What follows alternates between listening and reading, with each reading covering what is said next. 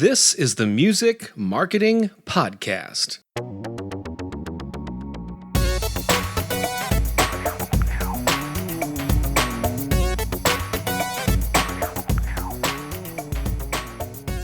Well, hello and welcome to the podcast. What you're about to hear is something that I just recorded this morning. I had this idea I wanted to share, sat down, hit the record button, and this is what came out. It's all about your perfect path. And you might call it a little bit of tough love, a wake-up call, or maybe a reality check, at least as I see it from my point of view and my decades of experience working and making a living in the arts. And be sure to check out the show notes of this episode for links to some of my books and the other things that I'm up to. I would love to stay involved with you and keep in touch. But enjoy this episode for now, and I hope to talk to you again very soon. So today I want to talk to you about something called your perfect path. Now, what do I mean by that?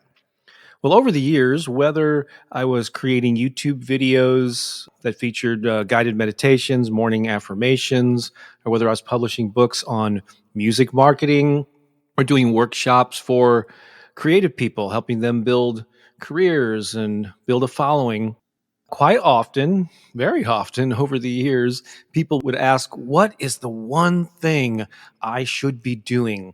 What is the perfect way to pursue this thing so that I don't screw up and I get it right the first time? So they just wanted to know how they should be doing things. And just on my YouTube channel alone, like for years now, as you may know, I've been publishing these affirmation recordings that are wildly popular. So I get a lot of comments being left.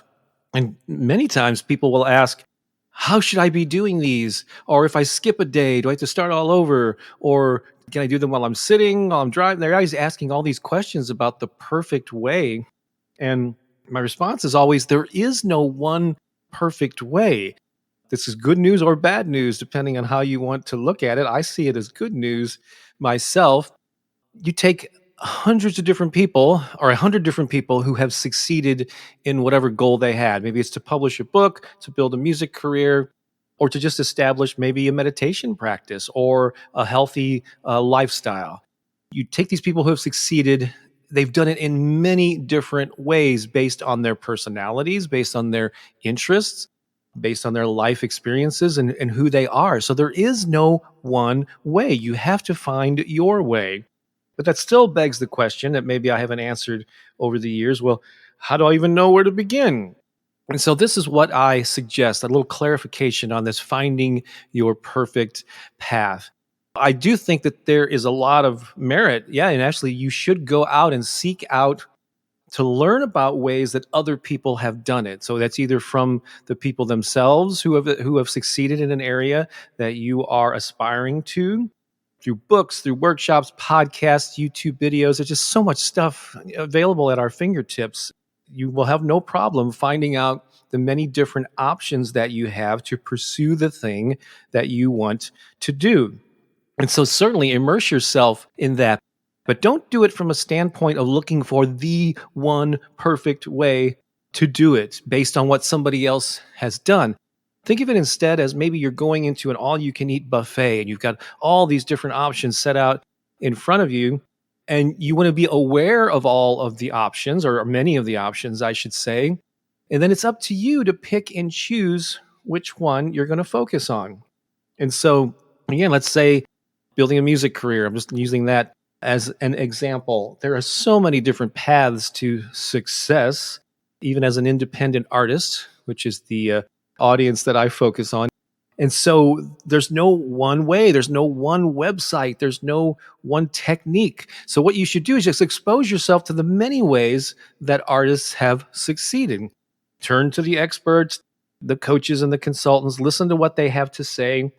But as you're examining all these various paths that you could potentially take, ask yourself, how do they make you feel? What gets you excited? Again, it's not about finding the path so you don't make any mistakes, because you're going to make plenty of them.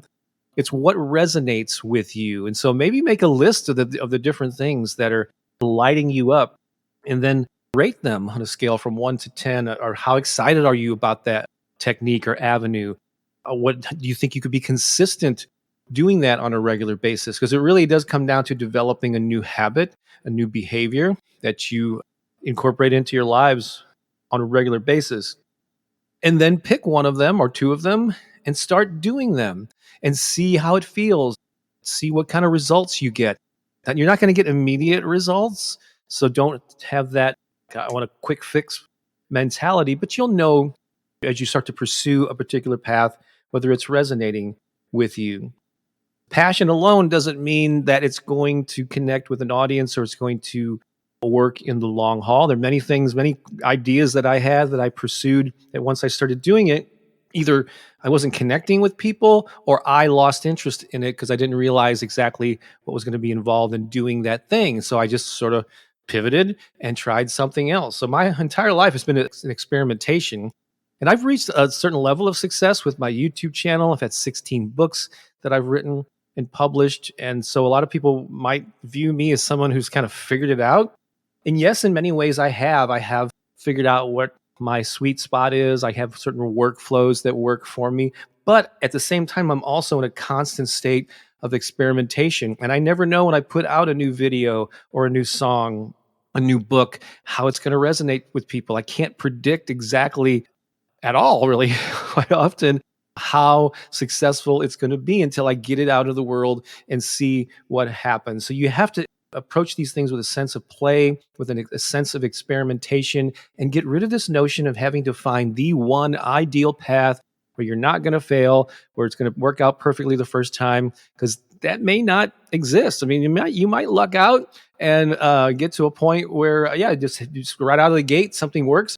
There's a beauty in sort of being in that early stages of having a beginner's mind and being ignorant of the rules. And sometimes you'll find early success right out of the gate. But quite often it takes a series of pivots and twists and turns and experimentation until you find out what works for you. So there's a bottom line there is just, yes, find out the many different ways that it can be done. Do some research on how others have done it. And then what resonates with you. Pick one or two of those things. Start down that path, activating those choices. See how it goes, how you feel, how people are reacting to it. And then make adjustments from there. You may continue to do something that's working. That's another philosophy. It sounds super simple, but a lot of people just don't practice it. It's do more of what's working and less of what is not working. Again, allowing for giving something time to take root, not bailing on something too early. But still, I think you'll have a sense, an instinctual knowing of what you should be doing. So that's my advice. That's how to find your perfect path. The key word there being your perfect path, not the perfect path, one size fits all.